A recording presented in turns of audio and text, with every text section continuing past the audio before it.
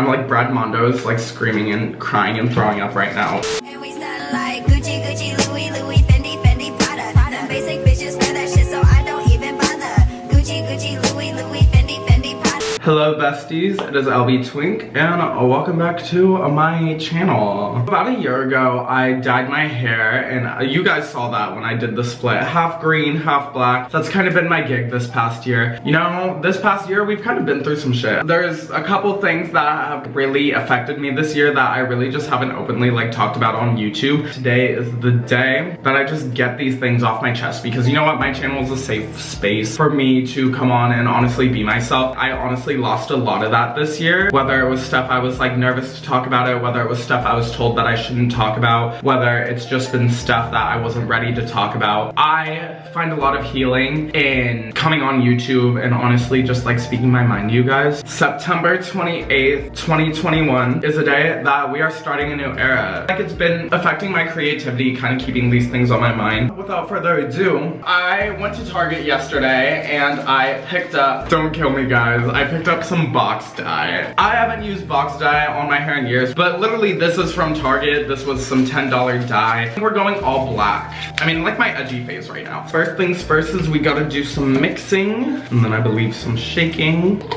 Around, I want to say July of 2020, I was kind of going through like a really rough breakup, and within that bad breakup, I felt like the only way to kind of like get myself through that was to meet someone else. I made the mistake starting to talk to the boy who used to be the DL boy in high school. One night he just like came over and like we just like hit it off. Little did I know honestly what this was gonna end up to was like this guy just like trying to use me. But we really started talking on Grindr, which is never a good thing. That was the first red flag I should have just like paid attention to that I just like didn't. Things started out and they were going really good, but you know, as time goes on, you know how people are, they kind of show you their true colors. This had genuinely been one of those situations where it was literally toxic as fuck. Being someone who has never really like experienced someone trying to clout chase me, just the experience of kind of having someone do that was like really fucked up. So basically in this relationship, it was very like gaslighty, lying, very shit that was toxic for your mental health. If y'all have ever been in a toxic relationship, then you know exactly what I'm talking about.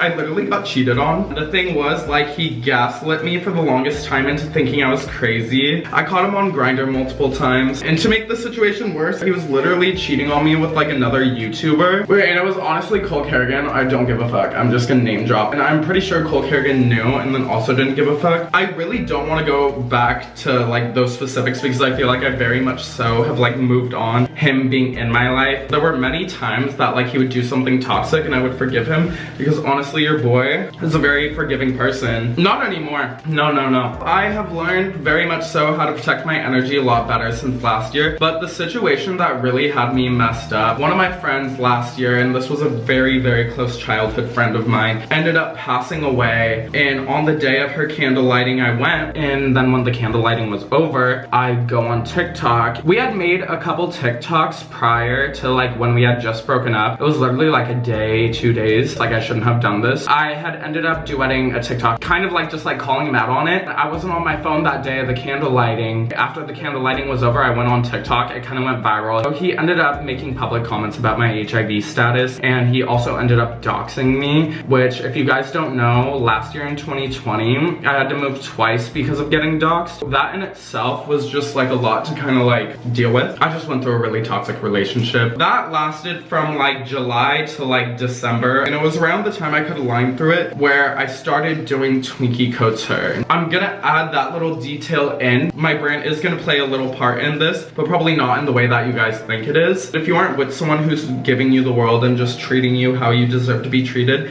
it's really not worth staying. If you do want to stay in that, I feel like you should always question where that is even like coming from. Like, why do you feel like that? It was around that time when I was going through the breakup where I had made a new friend. I have been genuinely scared to speak on my experience with this person. Well, actually I had made a new friend while I was like in the relationship. This friend had a lot of connections with other brands and stuff. It's kind of what is going to dive us into our next topic, and that is going to be transactional friendships. How would someone really define transactional friendships? Transactional friendships are people who are only friends with you because there is something to gain from it. Not necessarily that I feel like this person became my friend with intentions to gain something from me. When we did meet, it was kind of on like a real, like personal, like kind of level. But as time went on, this person kind of saw a weak spot in me after my breakup. It was after I went through that breakup that things honestly started to get really weird. I had this friend who introduced me to this brand. This brand basically was working with me for a couple months on end. We weren't working under any kind of contract. We were just working by word of mouth. Let me just say that my introduction into this brand was not a small introduction. My introduction to this brand was showing me that this brand had a lot of money,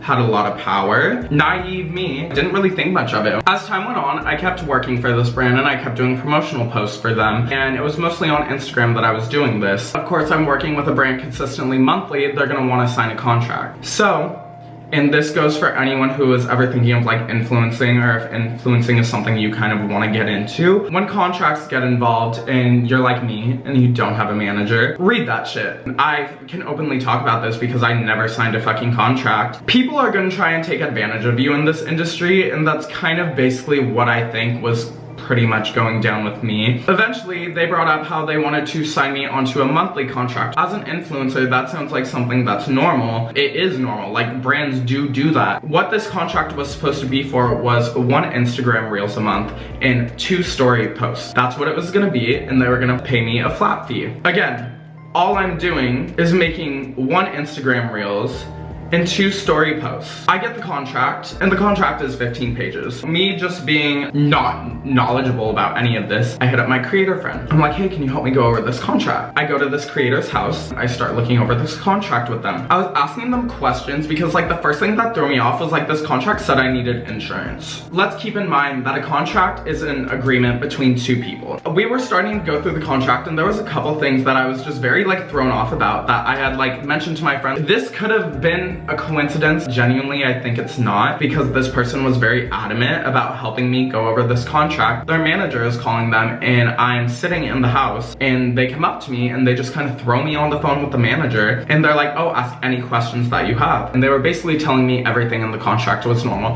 Now, there was something in my gut that was telling me like this contract like really doesn't seem that normal to me. Like, why is it 15 pages for like technically 3 Instagram posts, none of which are normal feed posts? It's just excessive. After I got off the phone with the manager and I was feeling really weird, I just was like, you know what? I'm gonna deal with this on my own. That day, I ended up going home. Mind you, this company that gave me the contract was separate from the company that I was originally working with. The company that gave me the contract was a media company. Things seemed shady already. What I did was I hopped on a video conference call with the person who made the contract, and I told them multiple things.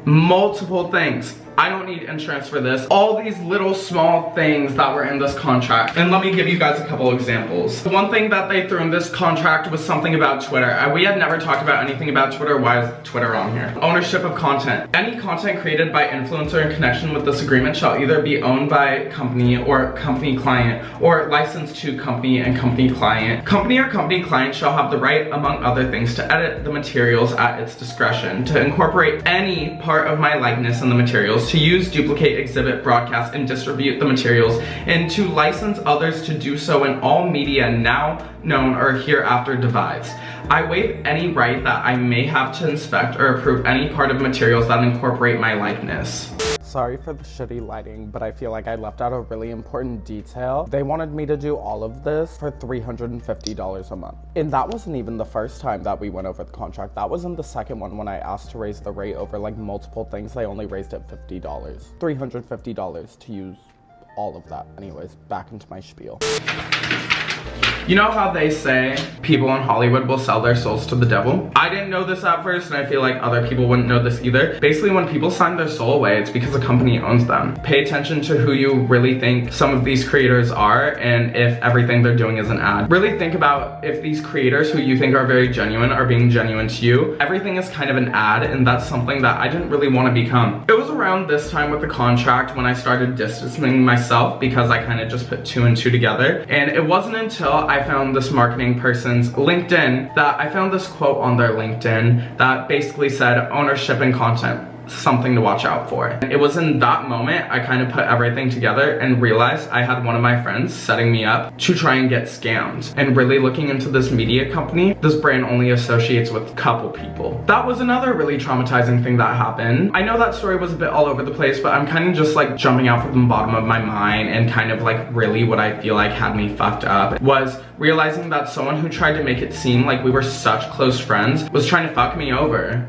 And after months of being someone's friend, you know how much that shit fucking sucks. I feel like I avoided a fucked up situation, besties. This hair dye, I'm gonna wash out soon, and I'm gonna come back and kind of talk about the last thing that I kind of wanna talk on. And I'm also gonna do my makeup today. So we're getting a whole transformation because like I said, we are here to end this era and start a new one. Getting shit off my chest feels great. You guys are probably sitting here thinking like, damn, that was like really random and like a lot. And I just want to say like, honestly, same. Throughout the entire duration of that time, another thing, and I would like to give a proper trigger warning that right now we are going to be touching on some topics that honestly deal with drug abuse. And I have never admitted this online. I had a little moment with it in high school, an Adderall addiction. So when I was a sophomore in high school, I discovered Adderall, and out of everything I've ever done in my life, that was one thing that I really liked. Part of me thinks it might be the ADHD. Another part of me is like undiagnosed. So let's talk about that. It made me not only productive, but more just like focus-minded. During that entire situation, I had started taking Adderall again. I had mentioned earlier, and when I first started Twinky Couture, it was genuinely like my only source of income. When the only source of money you make comes from online, from your own personal work, it kind of became a thing that I had to keep up. And you know, I only started sewing around the time that I actually started Twinky Couture. That kind of left me at a point where I needed to learn so much in so little time in order to make this a successful and sustainable thing. For months on end, I was taking Adderall every single day, about 30 milligrams, to kind of keep up with the work. At first, I felt like it was kind of harmless and I was getting all my work done, but as time went on, I kind of got really caught up in addiction. I'm coming on here to admit to myself that earlier in 2021, I was literally heavily addicted to Adderall, sometimes even taking more than 30 milligrams in a day. That was honestly a huge downfall moment for me. It caused me to be very like emotionally unstable. It kind of was embarrassing because I knew that behind closed doors, this was something I was kind of dealing with, and that was kind of like really, it was exhausting me, just leading me to not a good place. And it wasn't until my roommate, a wonderful person, I feel like during my lowest of lows this past year,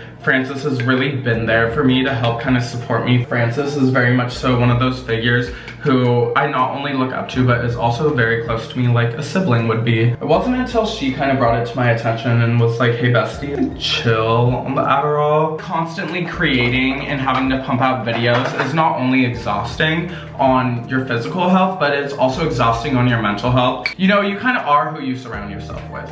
Whether you like to hear that or not, I've always kind of felt that way, that your friends are almost in ways a reflection of you. People hold a lot of influence, whether you're an influencer or whether you're not. So when you're around people who are doing bad shit, you're most likely going to also be participating. There really isn't much more to my Adderall addiction besides it was not healthy for me. And it wasn't until I quit in April that I gained like 20 pounds, y'all. Now I've been skating and stuff, so I'm getting a bit thicker. I look at photos from me back in April and how skinny I was, and honestly, it's a bit triggering. I looked really unhealthy, and I really was not healthy at all. And I wasn't taking care of myself. I literally didn't care. I feel like this year I have faced one of my biggest depressions that I have ever faced in my entire life. There was a point where I wouldn't leave my bed for like days on end. I wouldn't do a lot of things because I was just in a state of being fucked over by so many people that it was just fucking with my psyche. It just got like too much to a point. I have not taken Adderall in like literal months. I honestly have no desire to. I know for people around my age, I'm 22 for reference,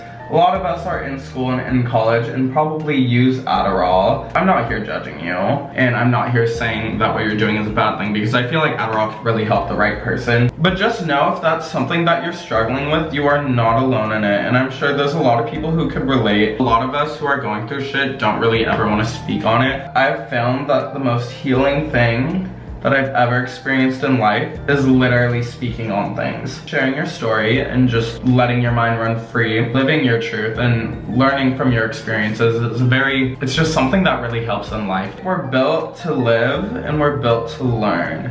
It's what you do with your experiences and what you learn from them that really is gonna carry you miles. Never look down on yourself for that, because that's something that a lot of us struggle with. I think I'm gonna go ahead and do my liner off camera. I've spieled enough. All I did was throw on some black liner, and then I added some darker brown under and smoked it out. Now let's talk about my whole consensus with everything. In my past year, I would say those three things have kind of been things that have mostly negatively affected me in ways that they're kind of things that are on my mind all the time. Not speaking about them, I feel like definitely limits my creating capacity. It's honestly just like one of those things that like sits on my mind. I'm putting up this front to you guys that like life is all dandy and okay sometimes, when life hasn't really been the most dandy and okay for me. It feels really good to just kind of get that off my chest. And some things I feel like I took with me from this past year: learning how to pick and choose who you want to give your energy to in life. I have always been someone who's like really deciphered the people around me. Going through stuff like the situations I mentioned earlier, it has almost made me do that a lot more. I am the kind of person, and I've been like this since I was a kid, where I'm gonna believe that everyone has good intentions in life, that everyone is gonna be rooting for me. A lot of people came in my life to just try and like use me, which is something that I still honestly am like very scared about. I tend to kind of put up that barrier of like not letting anyone new in my life, which can be a good and kind of a bad thing. I've not only learned to be less trusting, and not in a negative way, but realizing like not everyone is gonna have that good intention. It has been something that has been a positive change in my life. Really, what is the meaning of life? Because at this point, I've just lived my life entirely to just like be happy. I want to be a happy ass bitch. What I'm gonna do now is I'm gonna go ahead and finish up my makeup look, and then we'll go ahead and really wrap things up, and I will show you guys my new look. And just like that, a new bitch has been unlocked. This is the final result of the hair. The blonde side kind of came out with more blue undertones than the light side, but it feels good. Finally let that shit go. I know it's really not even that deep, but I feel like hair really does hold memories in it. Although I feel like I have been through a lot and it was really shitty at some points. There was a lot of growth involved, which is definitely the entire consensus that I kind of want to come out of this video. Where I was a year ago versus where I am a year now, I had no idea how it was going to turn out. There was some really low points where I thought I genuinely just wanted everything to be over with. But with time comes healing. This video took a lot of courage for me to just even come and talk on and just like post and open up to you guys. So I really appreciate if you guys have made it this far and have heard me out. It really means the world for me. Thank you for kind of letting me have this channel to be my safe space. I hope you guys enjoyed this, and if you did, make sure you give it a thumbs up and make sure you hit that red subscribe button down below, and I will catch you guys again soon in another video. Thank you so much for watching. XOXO, the reinvented LBtwink. Yo.